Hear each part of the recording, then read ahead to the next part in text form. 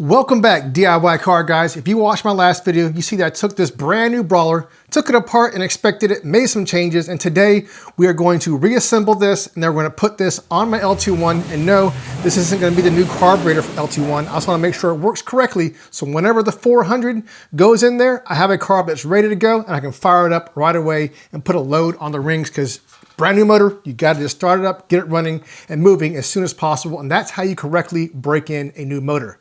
So today we're going to put this guy back together, got my rebuild kit. I'm not going to use every single thing rebuild kit because of course it is a brand new carburetor, but we're going to put it together. If you guys want to know how to put a carburetor together from basically nothing, watch this video.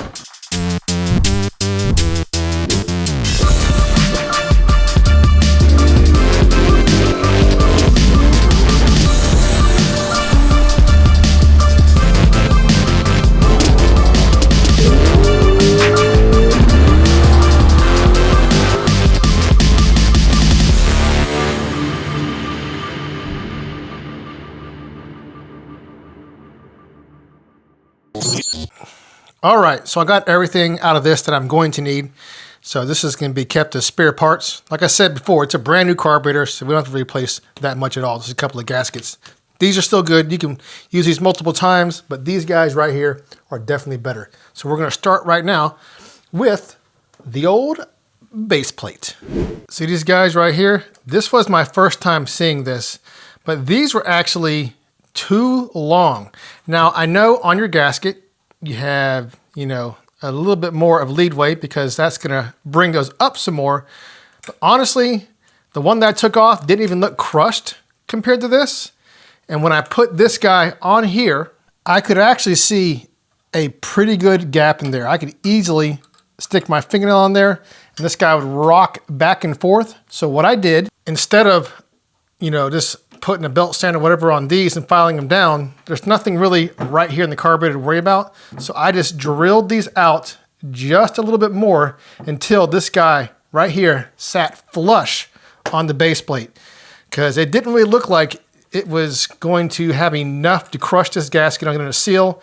And that might be a problem if you're chasing something down, you don't know what's going on. Just be sure to check that too if you get one of these carbs, because that's what I saw. Would it be a problem? Not sure, but I feel way better that this guy right here sits flat on this base plate without the gasket, so I know we're gonna get good contact and seal this guy up with no issues. So remember, your kit is gonna come with a whole bunch of different base plate gaskets.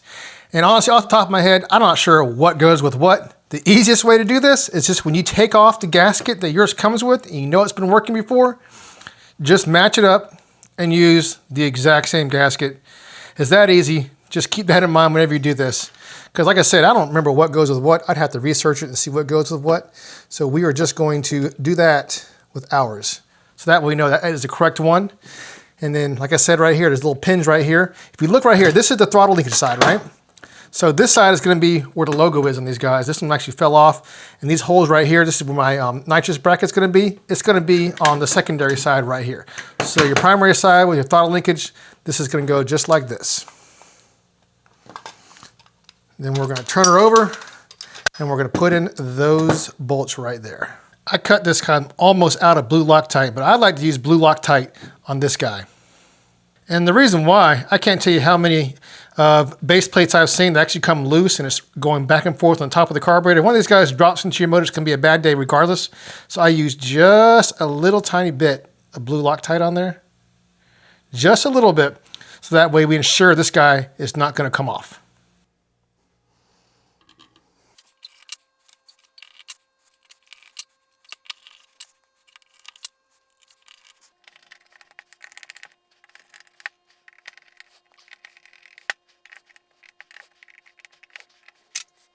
I'm not sure if there's a proper torque setting on here. I don't care. I just use this guy right here to get it good and tight. Like I said, it doesn't have to be head bolt tight, but you definitely want these good and tight. So that way you're not worrying about them coming out possibly and going into your motor. Like I said, the blue Loctite definitely helps. So I guess next we'll start with discharge nozzles, squirters, whatever you want to call them. These guys right here. And I am going to use the down legs right here. Oops, let's drop that. See these guys right here? They have little legs, as opposed to the ones that don't have legs, which is right here. See the difference?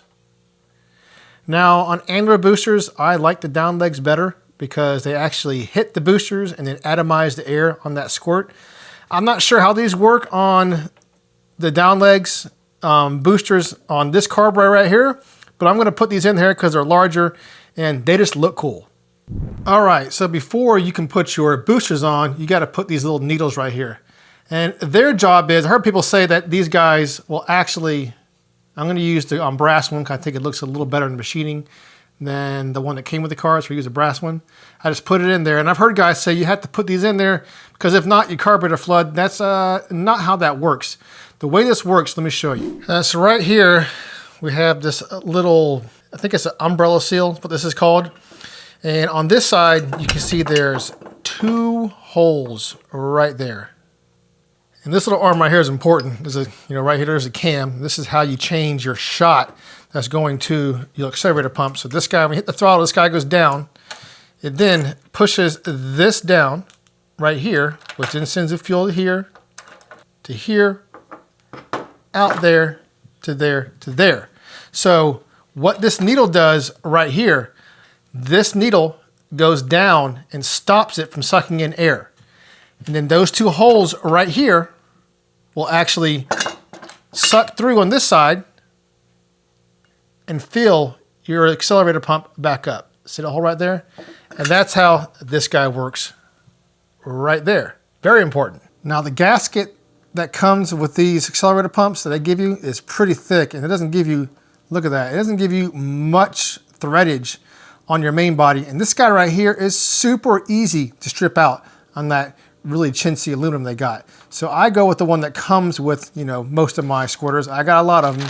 And if you get into tuning carbs, you too are going to have a lot of them. And you have all these extras right here. So I use one from the other kit. And as you can see, it gives you way more thread engagement. So that's what I'm going to do right there. Has a little notch right here. Yeah, make sure that those needles are in both of those, so you're going to have problems. And I just kind of put it there. Screw it in. It's pretty simple. Just make sure you have a gasket on top and bottom. I've heard some guys say they don't even use them, the gaskets. I prefer them to be there.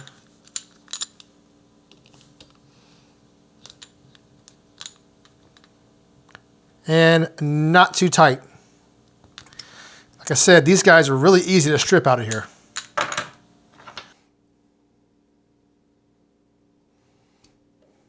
All right, so now that we got our accelerator pumps on, it's not an accelerator pump. Discharge nozzle! How many times have I said that wrong? This needs some mineral water. And with that said, we're going to take our accelerator pump. Yes, I got it right. This is a 50cc accelerator pump right here. This is an upgrade. Like I said in my last video, I'm going to replace both of these accelerator pumps to 50cc's. I've already done this on this side right here. I'm going to do it on this side of the carburetor because it's way easier to see what's going on this side. So we're first going to start with the diaphragm cover. I'm going to use a drill just because it's going to be way faster. That should be it. There we go. Diaphragm cover for the 30. Move it to the side. Here is the 30 diaphragm, and they also have a spring. We'll just save this for something else I might use in the future. Then you got your 50, and you got your 50 diaphragm. See the difference? Way more fuel volume. So we can take this guy in there, put the spring on right here. There is a larger side and a smaller side. Smaller side goes into the diaphragm itself. And you're just going to take that and place it onto your bowl.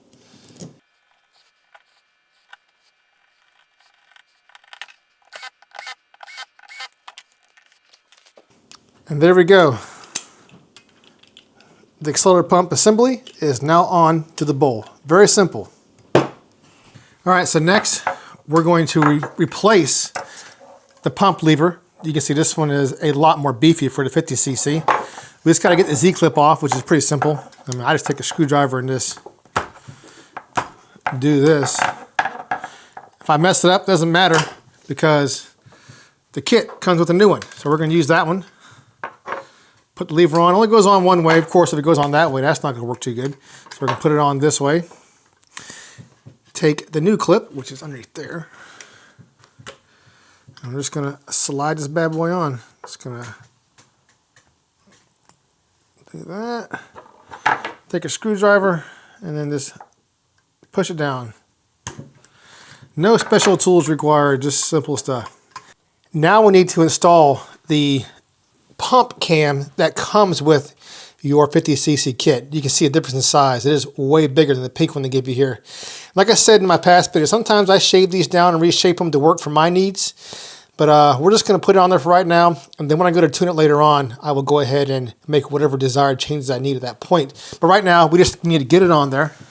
So if you look right here on the lever, there is a 1 and a 2. This guy goes, obviously, with the larger side going towards the body, the main body that is. And you have a 2 right here, which is the less aggressive, and 1 is the more aggressive. We are going to be aggressive and use number 1. We'll make whatever desired changes whenever we get it on the vehicle, the 400 that is. And we're just going to install that guy. It's very simple. You just install it in like that, and she's good to go. Okay, so now we're pretty much ready to assemble the rest of this guy right here. It's all pretty much straightforward. I'll put in the needle and seats at the end. I also did a little upgrade in these guys. The ones that they give you with these carburetors are going to be these, paper gaskets and these nice rebuild kits. You're going to get these little Teflon gaskets right here. That's just going to make your life easier because whenever you set these a couple of times, your floats with these guys, this paper right here just tears up. This pretty much lasts forever. And you're going to be a lot better off with this, at least in my experience. So we'll talk about that later on. Let's get to this guy right here. Now, before I put my metering blocks on, let me show you what I do real quick. I take a little bit of oil or whatever and just kind of put one little tab of that on your finger, right? And these are supposed to be non-stick, but believe me, they are not. They've been on there for a while. You know how it is getting them off sometimes. So you take a little bit of that and just very thinly put it over all the sides in here. Just a little bit, don't take much. In there, put another dab in your finger right here.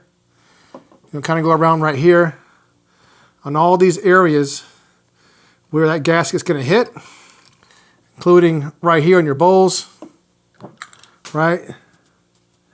And that way it just helps it from not sticking to the metal. That little bit of oil or whatever you're going to use is not going to hurt anything.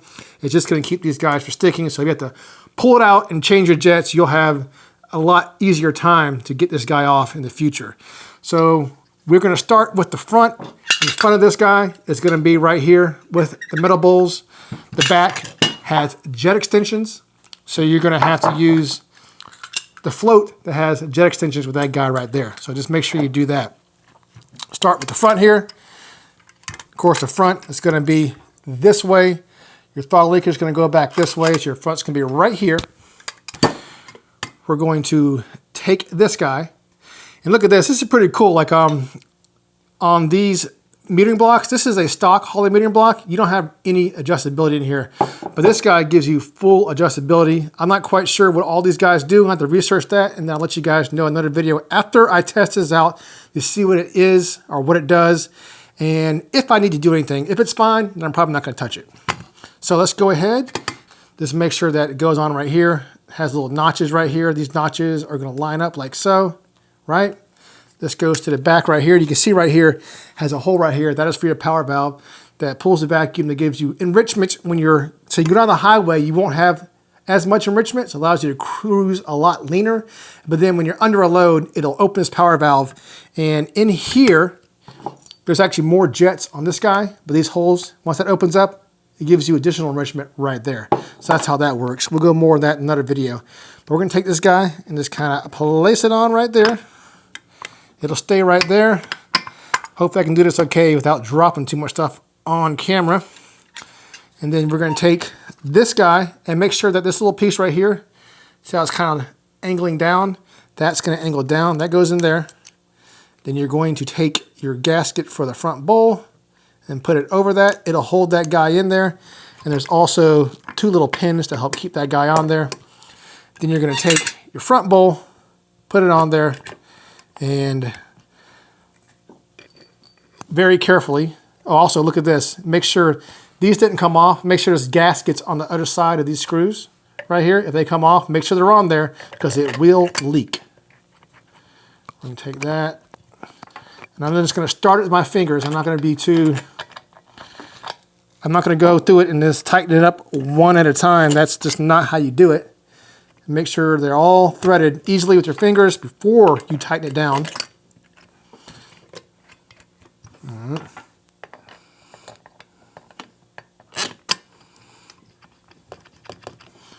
And take my drill. That's set on a low torque. See? Oops. I don't want to over torque this. All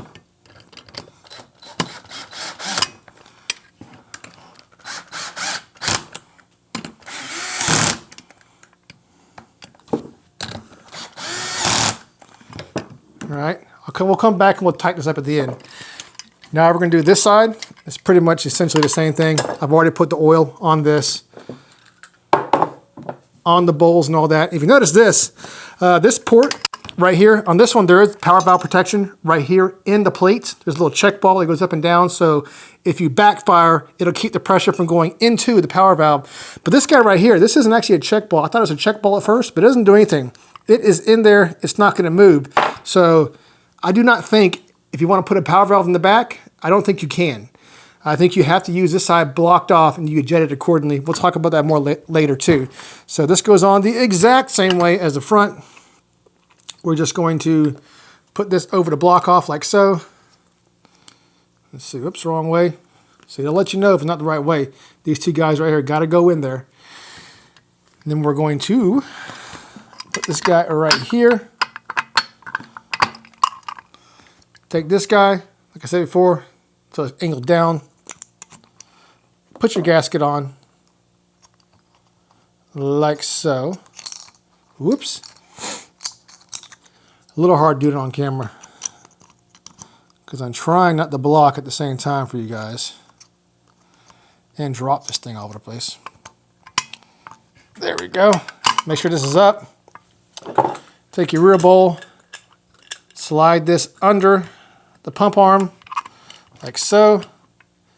Then we're going to take, oh, where'd they go? There they are. Take this guy right here. Like I said, make sure all these little gaskets are here on your screws, else they will leak.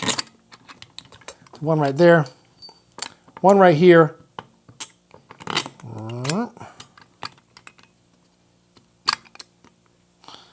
One right here.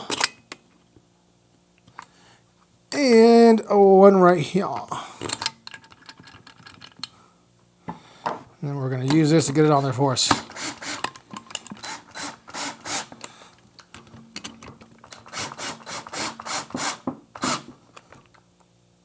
Okay, still at 8. There we go. Honestly, that 8 right there is probably fine, but we'll cinch it down just a little more. You don't want to over tighten these either, because I have, when I've had too much mineral water, have stripped these out, and you got to retap them and all that. It's not a fun day. That will definitely put it into your carb fun. So now we're going to go ahead and install the needles and seats.